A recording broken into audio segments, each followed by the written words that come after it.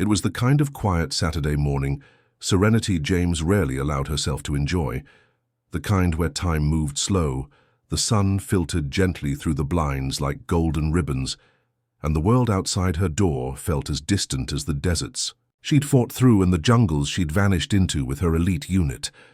The soft hum of the coffee maker had just faded, and she was perched near the bay window, barefoot on polished oak floors, sipping strong black coffee from a worn, metal mug etched with coordinates only she and a handful of classified operatives would recognize. A hint of Miles Davis drifted from the speaker in the corner, smooth and easy, a contrast to the razor-sharp reflexes and situational awareness she had never been able to turn off. Briarwood Lane was suburban perfection, a place with garden, clubs, pristine sidewalks, dog walkers who waved at strangers, and mailboxes shaped like miniature mansions. Most of her neighbors knew her only as the quiet woman at the end of the cul-de-sac, the one who kept to herself, paid her HOA dues on time, and moved with a grace too fluid for someone working in logistics, as she told them. They didn't know she'd once extracted diplomats under heavy fire, that she'd taken a bullet through the shoulder in a rescue mission gone sideways, or that her team, an elite special forces unit trained in urban infiltration and civilian defense, was never more than 2 minutes away from her location, wherever she was, even on vacation. So when the knock came, sharp, forceful, more of a demand than a request, Serenity's body responded before her mind even caught up. She set the mug down, scanned the street through the curtains with a single glance, noted the unfamiliar vehicle idling across from her driveway, and approached the door not like a homeowner, but like an operator assessing a threat. 2 men stood. Outside, mid-40s, average build, wearing polo shirts and tactical pants that tried too hard to imitate authority, complete with plastic-looking badges pinned crookedly to their chests and walkie-talkies clipped to their belts like toys in a dress-up set. The taller one, with a receding hairline and mirrored sunglasses, stepped forward before she even opened the door. "You're in violation of HOA Code 47B, he barked, with the entitlement of a man who'd never been punched in the throat. Your grass is an inch too long." For a heartbeat, Serenity didn't speak. She opened the door just wide enough to be polite, but not enough to expose her position fully, leaned casually on the frame, and stared at them with a quiet intensity that had made insurgents hesitate halfway through pulling a trigger. "That's not a real code," she said evenly, "and you're not real HOA." The shorter man, sweat already beading at his temple despite the morning chill, shifted his weight and tried to adopt a more threatening posture. "We're with the enforcement division," he said, voice clipped. "We've had multiple complaints about this residence. You need to comply." Serenity almost smiled. Almost. She had met warlords who were more convincing liars.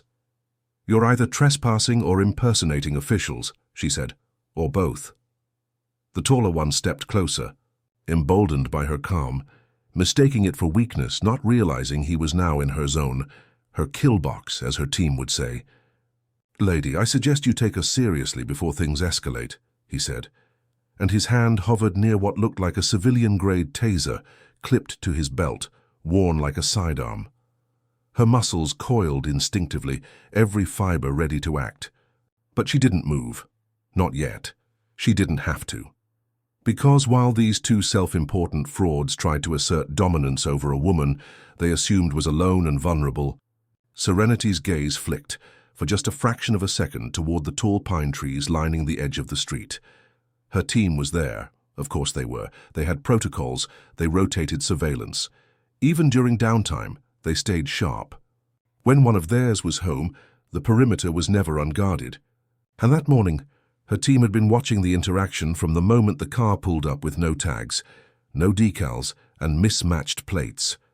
She knew they were watching. She could almost feel the laser range finders, the silent confirmation, pings on their secured comms. These 2 men didn't know who they were dealing with. They saw a black woman alone in a nice house, assumed they could bluff or bully their way into something, what a fake fine, a cash bribe, a confrontation they thought they could control. They had no idea they were dealing with a woman who'd once disarmed a bomb under sniper fire, who could dislocate a man's shoulder in under 2 seconds, who carried the trauma and experience of a dozen unspoken missions in her steady hands. They didn't know she could smell fear and taste adrenaline in the air, and they definitely didn't know that the next move they made could determine how fast they'd be face down on the grass they so smugly sighted. But she let them speak. Let them lean into their theater of authority. Let them dig their own graves with every entitled word, because that's what operators like her did. They watched, they waited, and when they acted, it was with precision and overwhelming force. And as the tall one finally reached for his taser, fingers brushing the handle with trembling confidence, Serenity tilted her head and gave a slow smile, not of amusement, but of warning. Because if they escalated, they wouldn't be facing one woman on her doorstep. They'd be facing a ghost unit trained to vanish, strike, and disappear before local law enforcement even finished their morning donut. And just behind the curtain, out of view, her secure phone buzzed twice, 2 short bursts, a silent code from her second-in-command.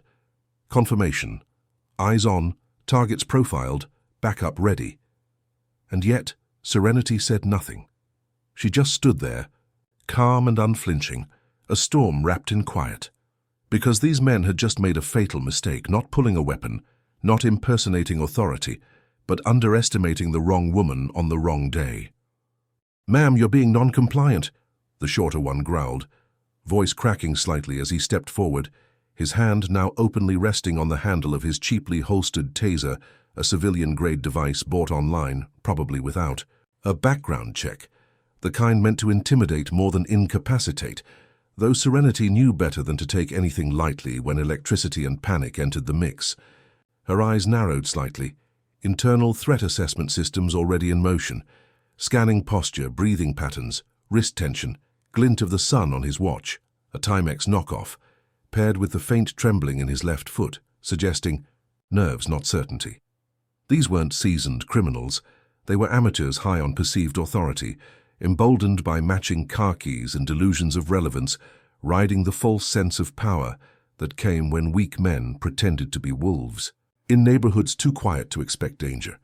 "Step off my property," Serenity said, voice smooth but ironclad, each syllable calibrated to cut through tension like a blade, a voice trained in de-escalation, yet capable of commanding a battlefield.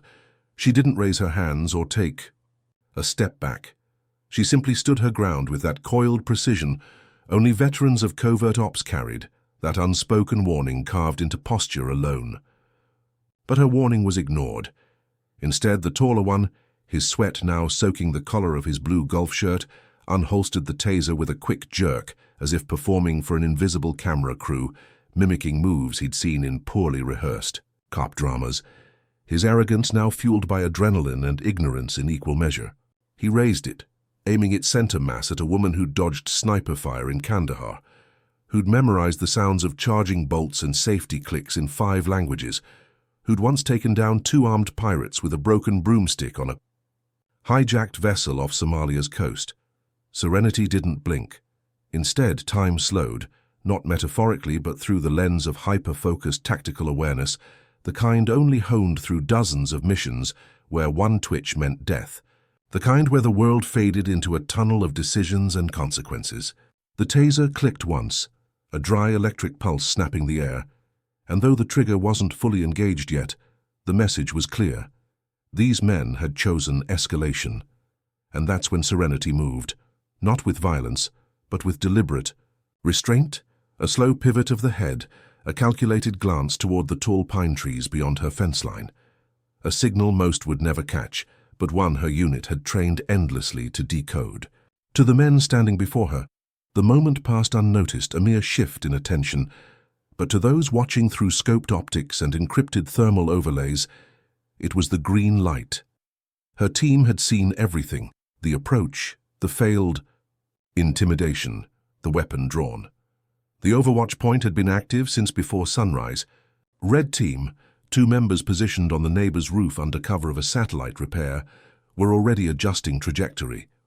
Blue team, embedded in a delivery van marked Eco Lawn, had eyes from the west flank. And Ghost, her second-in-command, had already advanced on foot, blending in as a jogger with earbuds now less than 20 feet from the target zone, his heartbeat steady, his weapon concealed but hot. The taller imposter took another step forward. "We'll be forced to use this if you continue to resist," he barked, now slipping into full fantasy mode, tone rising like a kid pretending to be in charge, his pupils dilated, his breath uneven. "Resist?" Serenity echoed, voice laced with dry amusement like a teacher correcting a student who just failed the simplest math. "You just pulled a weapon on a federal operative on her own property." The words didn't land. They bounced, off the mental armor of the delusional, the kind who believed yelling louder equated to being right. But the shorter one faltered, eyes flicking toward the trees, as if something unseen had touched his lizard brain, some primal instinct whispering that they were not alone, that something was watching, and something was. Ghost was now at the corner of the fence, silently relaying position markers to the rest of the unit through an implanted subdermal mic, his movements so fluid they barely registered as human in rhythm. Red team zeroed in. One had a tranquilizer. Dart loaded. Not standard, but Serenity had insisted on non-lethal intervention unless her safety was directly compromised. These weren't enemy combatants, they were idiots. Dangerous, yes, but barely that. "You've got 5 seconds to put that taser down," Serenity said calmly, without raising her voice, because she didn't need to. Her presence was enough. Her posture, her tone, the way she never once looked at the weapon but kept her eyes locked on the man's face, it all screamed control. "1," she said, and the wind picked up slightly, rustling the branches behind her, making the tension in the air feel electric. The shorter man took a step back. 2. Ghost closed the distance, now behind the car, unobserved. 3. The taller one gritted his teeth. "You don't scare me, lady," he spat. 4. Red team's targeting laser blinked. Red then green, lock confirmed. 5. Nothing happened for a heartbeat, then everything did. The taller man twitched, startled by something, a squirrel maybe, or a shadow, and jerked the taser's trigger. Electricity crackled for a split second, but Serenity had already shifted sideways, letting the probes fire harmlessly into her doormat, landing with an unimpressive thwip. Before he could even react, a sharp thump sounded behind them as Ghost neutralized the taller man with a swift armbar takedown that looked like choreography, but ended with the imposter face first on the pavement, wrists already zip-tied behind his back. The shorter one panicked, reached for his walkie-talkie but didn't get to use it. Serenity stepped forward for the first time, her hand clamping on his wrist with a grip forged by war, her voice still calm as she said, "You're done." He dropped the device. His knees buckled. Red team descended seconds later, not from the sky but from a quiet side street, moving like shadows in daylight, their non-lethal restraint tools deployed with such clean efficiency it was like watching craftsmen work. Within 20 seconds, both men were restrained, disarmed, and seated on the curb outside her house, blinking in stunned disbelief, their fake HOA badges now being catalogued by Blue Team's digital forensics unit. Serenity stood over them, arms crossed, the sun catching on the edge of her ID card, which now hung plainly around her neck. It read, "Staff Sergeant Serenity James, U.S. Special Forces, active." The taller man, face scraped from the pavement, blinked up at her like a child waking from a nightmare. You called the cops?" he stammered, still not understanding. Serenity crouched, meeting his eyes. "No," she said. "I didn't need to." Then, rising, she spoke into her secured mic. "Code Delta clear, package restrained. Requesting local law enforcement for civilian processing." Ghost responded instantly. "Copy, 5 out, going perimeter lockdown, red and blue holding." Serenity turned back toward her house, her coffee now cold, but her peace paradoxically restored, not because violence had occurred, but because the threat had been neutralized with precision. No deaths, no drama, just a clean operation and a clear message. You never know who's watching. And as the local police pulled up minutes later, lights off, responding quietly to a request that came from a military-linked back-channel, Serenity gave her official statement, let them take the imposters into custody, and declined to press charges on assault, instead forwarding everything to federal channels with a single encrypted email. The HOA scammers had been hitting neighborhoods for months, preying on the elderly and unsuspecting, and now, thanks to their arrogance, they'd tried the wrong house. Serenity didn't gloat. She didn't brag. She simply watched the patrol cars disappear, nodded once to her team, and returned inside. Miles Davis still played from the speaker. The sun still shone. But something had changed on Briarwood Lane, because now people were watching, and they'd remember not every door is a safe one to knock on. The sun had barely begun its slow descent over Briarwood Lane when the local police, still slightly dazed from the calm professionalism of the special ops team that had handed over the imposters without incident, pulled away with the two fake HOA enforcers cuffed and squirming in the back of separate squad cars. But for Serenity James, the day was far from over, because while the visible threat had been contained, neutralized with such surgical precision, it almost felt routine. There were deeper layers unfolding beneath the surface, cracks in the quiet suburban facade that hinted this was not just an isolated con job or a random act of suburban harassment gone wrong, but something more, something targeted, calculated, and disturbingly familiar. And as the last cruiser turned the corner, Serenity remained standing in her front yard, arms folded across her chest, eyes narrowed slightly as her team dissolved into the scenery around her, like mist returning to the forest, disappearing back into vehicles, surveillance points, and cover positions, leaving her momentarily alone with her thoughts and the residual thrum of high alert pulsing through her system like aftershocks from a quake. Inside the house, her phone buzzed again, not the civilian line, but the secure black slab she kept inside a lockbox disguised as a cookie tin in the pantry, and the message that flashed onto the screen, encrypted but unmistakable in tone, came from Ghost. Need eyes on last 48 years footage. This was a dry run, packet en route. The implications struck hard and fast. This wasn't just a couple of wannabe tyrants pretending to be HOA cops for some easy shakedown. It was a probe, a test, and that meant someone had wanted to see how she'd react, or more specifically, what kind of protection she really had. And if they'd gotten away with it, or if she hadn't been who she was, there's no telling what the next escalation might have looked like. She immediately moved to her private ops room, a converted basement beneath her garage, shielded by soundproof walls, insulated against signal leaks, and disguised from drone scan signatures with counter-surveillance coatings designed by a former DARPA contact, where Ghost and the rest of her team had already begun uploading data to the internal mainframe. Traffic camera loops, Ring doorbell footage from neighbors' systems, some of whom had unknowingly been part of a quiet network Serenity had installed when she moved in. Facial rec scans of the two suspects, one flagged immediately as a former private contractor, with ties to a now-defunct security firm known for black market intimidation jobs, and a disturbing revelation from Red Team's post-detainment scan. Both men were wearing wire recorders, broadcasting to an unknown receiver that had stopped transmitting approximately 37 seconds after the takedown, suggesting live monitoring and remote kill switch activation, classic shadow play tactics used when handlers want plausible deniability or field testing without exposure. Ghost's voice came through the secure comm. Looks like they were bait, not freelance, too organized, too sloppy in just the right ways. Serenity nodded slowly, absorbing it all, a storm beginning to form behind her eyes as decades of training and instinct began to reconstruct the pattern. This wasn't about the HOA, wasn't about the neighborhood, wasn't even about her.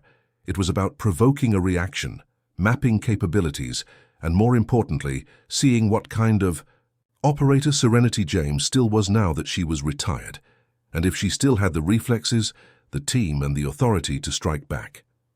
That meant someone was watching her from farther out, probing not the perimeter of her property, but the perimeter of her life, and the implications were staggering. She instructed Ghost to scrub every signal trace from the past week, including satellite pings and low-orbit passes from suspicious civilian bird drones that had lingered oddly over the block, as well as cross-reference any recent real estate purchases or vehicle registrations tied to shell companies, which might reveal someone nesting nearby, testing the waters. Within the hour they had a match, a newly rented home 3 streets over, leased by a fake name tied to an LLC based in the Cayman Islands, which had, until 6 months ago, been listed as a subcontractor under a known mercenary front group previously, used by off-book Pentagon divisions for plausible deniability operations. And that's when the chill truly hit her, because Serenity knew those contractors, and more importantly, she knew who used to run them, a name she hadn't heard in years, but still triggered a visceral response. Colton Varelli, a former Black Ops commander turned rogue intelligence broker, presumed dead after a failed extraction in Belarus, but rumored to have resurfaced under aliases in Eastern Europe, selling American tactical profiles to the highest bidder, and worse, he had once been one of hers, her handler, briefly, before. She realized how deep his corruption went and reported him, which had led to his exile from the black budget world. Now it appeared he was back, and worse, he was hunting her, not to kill her, not yet, but to observe, to study, to test the shield around her life, the reach of her unit, the limits of her restraint. Ghost confirmed it minutes later. Varelli's signature all over the ops shell. It's his kind of stupid, layered, deniable, slippery, thinks testing. Do you like this is poetic? Serenity's jaw clenched. She'd been out of active field duty for 18 months, maintaining a semi-retirement contract with the Department of Defense that allowed her to operate on domestic soil under a special clause, Clause Sigma 9, which only a handful of operators even knew existed. Varelli had clearly kept tabs on her longer than she realized, and if he was testing her defenses in a quiet suburb, it meant he had a target in mind, not her perhaps, but someone near her. She thought of the neighbors, the school 3 blocks away, the community center where local veterans volunteered. No, this wasn't just personal. This was prelude. She turned to her team, now assembled in the underground command room. "We go full blackout," she said. "Lock the zone down. I want facial scans of every delivery driver, every Uber drop-off, every unknown visitor in a 10-block radius for the past 72 hours. If Varelli's watching, we make sure he knows we see him." Ghost nodded. "And when we find him?" Serenity looked up, the cold steel back in her eyes. "We don't wait for the next move." That night, Briarwood Lane looked like every other upper-middle-class neighborhood in America. Quiet lawns, soft porch lights, sprinklers hissing across emerald grass. But behind those appearances, something had changed. Serenity's home became a silent fortress, her team rotating in and out under the guise of electricians, solar panel installers, and landscapers. Drones patrolled overhead in stealth mode. Satellite links ran real-time analysis. And Serenity herself sat by the window again. Same chair, same mug, same music. Except this time her sidearm rested nearby, her posture relaxed but deadly, her mind racing with tactical possibilities. She knew Varelli wouldn't stop. This was just Act 1, and she wouldn't wait for Act 2 to happen on his schedule. She had once neutralized a black site in Malaysia with half the intel and a broken comlink. This was her backyard. And no one, not even ghosts from her past, would ever make her feel hunted again. 3 days after the takedown on Briarwood Lane, Serenity James stood barefoot in her backyard at dawn, dew clinging to the grass like secrets to silence, the world deceptively still, while beneath its surface the engines of conflict turned again. Because even as the neighborhood returned to its slow suburban rhythm, kids walking dogs, sprinklers humming, morning joggers nodding to each other in brief, sleepy greetings, Serenity's instincts screamed that the curtain hadn't dropped. Yet that Varelli, the ghost she thought buried, was still writing the next move. And it was coming faster than anyone expected. Her team had stayed in deep cover, rotating in pairs, setting up layered surveillance grids across not just her block, but a full half-mile radius, while Blue Team traced encrypted signal fragments from the fake HOA Imposters equipment back to a ghost node in Northern Virginia, dead server farm recently reactivated, last accessed by a login sequence only 3 people on Earth knew how to use, and Serenity was one of them, which meant the third party still breathing was Varelli, and he had just signed his presence like a calling card dipped in poison ink. By noon, Ghost returned with hard intel. A courier drone intercepted en route to an address linked to Serenity's last Afghanistan deployment, carrying a flash drive and a note that read only, "Let's finish what we started." On the drive, footage, not from this week. From years ago, classified body cam recordings from an off-book operation she'd led during a deep insertion rescue mission outside of Lashkar Gah, footage that had never been cleared for release, showing Serenity's unit rescuing foreign assets while neutralizing an entire black market arms ring. But here was the twist. The video had been edited, spliced to reframe her team as aggressors, not heroes, the kind of doctored propaganda that, if leaked, would fracture public trust and shatter careers. That was Virelli's message. He wasn't just coming for her body, her life, or her peace.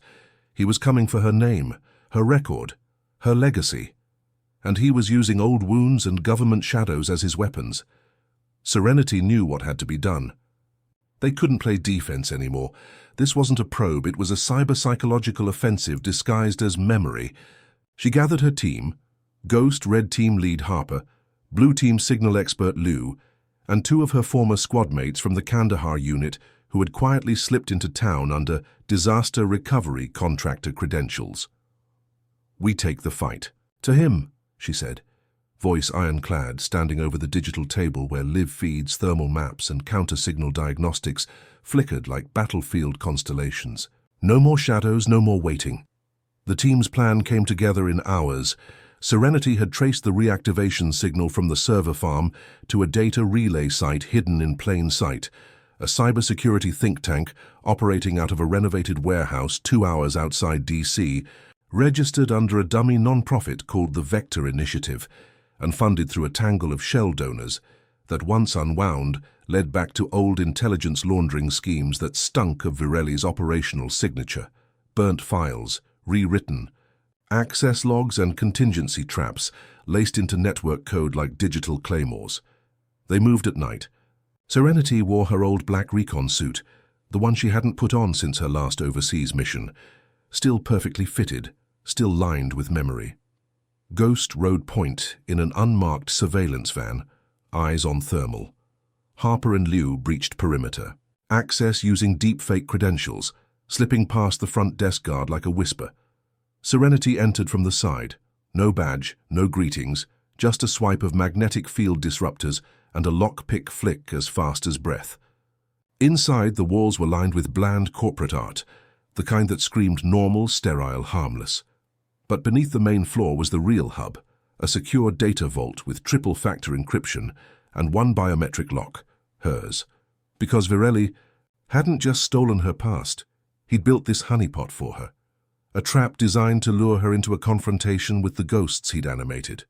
As she descended the elevator shaft, bypassing the keypad with a manual override stolen from his own sabotage manuals, the voice came, soft, grainy, piped through overhead speakers like smoke. "You were always the one I couldn't break, Serenity. Thought maybe you'd finally gone soft, but I see the fire's still burning." She didn't respond, didn't give him the satisfaction. The vault opened. Inside, monitors lined the walls, each playing different parts of her history, old missions, encrypted debriefs, even footage of her in civilian life, buying groceries, reading on her porch, working out in the early dawn mist. "You made a mistake coming here," she said finally, voice steady, pacing the room like a predator circling wounded prey. "You showed your face, and I'm not the only one who's watching anymore." The next moment unfolded fast. Red Team Semur activated the satellite uplink, broadcasting the location's data logs to a secure Pentagon node Serenity still had clearance to access. Blue Team cut external comms and severed outgoing data feeds. And then, as if on cue, a door slid open behind her, revealing him.